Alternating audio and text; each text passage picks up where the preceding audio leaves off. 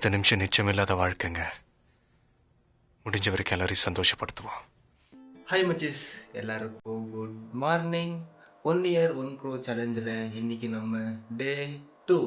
இந்த வீடியோ யாராவது புதுசாக பார்த்துட்டு இருந்தீங்கன்னா மறக்காமல் நம்ம சேனலை சப்ஸ்கிரைப் பண்ணிவிட்டு கமெண்ட் பண்ணிவிடுங்க. அதுக்கப்புறம் நான் டே 1 எவ்வளோ அர்ன் பண்ணியிருக்கேன், என்ன பண்ணியிருக்கேன்னு பார்த்துட்டு அதுக்கப்புறம் டே 2க்கு வாங்க. அப்போ தான் உங்களுக்கு எல்லாமே கிளியராக புரியும். சரி, ஓகே, வாங்க நம்ம டே 2 எவ்வளோ அர்ன் பண்ணுற சொல்லிட்டு பார்க்கலாம். Let's go. நம்ம ஆட்டோ வாங்கியதுலேருந்து நம்ம வண்டி நிறைய எடுக்கிறதே இல்லைப்பா.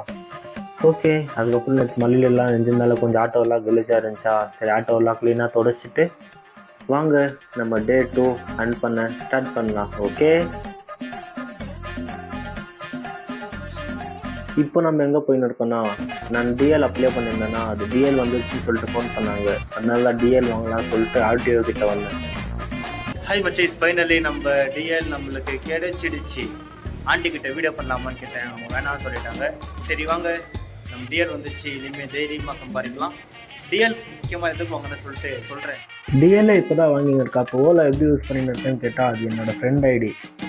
அப்புறம் நெக்ஸ்ட் டைரெக்டாக அங்கேருந்து வந்து கேஸ் போட்டுக்கலாம் சொல்லிட்டு ஒரு 5-10 கேஸ் போட்டுன்னு அதுக்கப்புறம் வாடகை போனேன்னா எங்கே ஃபுல்லு டிராஃபிக் வர மாட்டின்னு மண்டை வரி ஆயிடுச்சு. அதுக்கப்புறம் பசி எடுத்துச்சுன்னு சொல்லிட்டு வீட்டுக்கு வந்து சாப்பிட்டு போகலான்னு சொல்லிட்டு சாப்பிட்டு கிளம்ப ஸ்டார்ட் பண்ணேன்னா.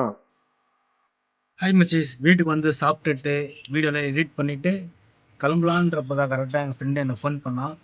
இப்போ தான்டா மேன் சஃபாரிக்கு போயின்னு இருக்கான்டா அப்படின்னு சொன்னேன். சரிடா கொஞ்சம் வெளியே போன வராண்ணா. நான் சம்பாதிக்க போனேன்டா அப்படின்னு சொன்னேன். நீ என்ன போடுவோம் எனக்கு கூட்டின்னு போடா, வாடகை காசு என்ன இருக்கும் நானே தரேன் அப்படின்னா. இப்போ நம்ம எப்படியும் அந்த வாடகை தான் போகிறோம் சம்பாதிக்க. ஃப்ரெண்டை கூட்டின்னு போகலாம். அவன் என்ன அவன் வேலை முடிச்சு கொடுத்துட்டு அது என்ன அமௌண்ட் இருக்கும் அர்ன் பண்ணிவிட்டு நெக்ஸ்ட் அப்படியே வாடகை கிடைக்கலாம். ஓகே, ஃப்ரெண்டு கூட வெளியே வந்த இடத்துல கொஞ்சம் லேட் ஆகிடுச்சா. அதுக்கப்புறம் சரி பானிபூரி சாப்பிட்லாம் சொல்லிட்டு பானிபூரி சாப்பிட்டு சரியாக வீடியோ பண்ணவே இல்லை. ஹாய் மச்சீஸ், நம்ம 1 இயர் 1 க்ரோ அர்னிங் சேலஞ்சில் நம்ம டே 2 எவ்வளோ அர்ன் பண்ணோன்னு சொல்லிட்டு பார்த்தீங்கன்னா 900 ருபீஸ் நம்ம ஓலா யூஸ் பண்ணி 340 சம்திங் நம்ம அர்ன் பண்ணோம். அதுக்கப்புறம் நார்மலாக கஸ்டமர்கிட்ட பேசி மிச்சம் இருக்கிற அமௌண்ட் அர்ன் பண்ணியிருந்து. இன்னொன்று ஏண்டாவிக்கு நேற்று ஃபஸ்ட் டே 1ஓட டே 2 கொஞ்சம் கம்மியாக சம்பாரிச்சிட்டு இருக்கேன்னு சொல்லிட்டு கேட்கலாம்.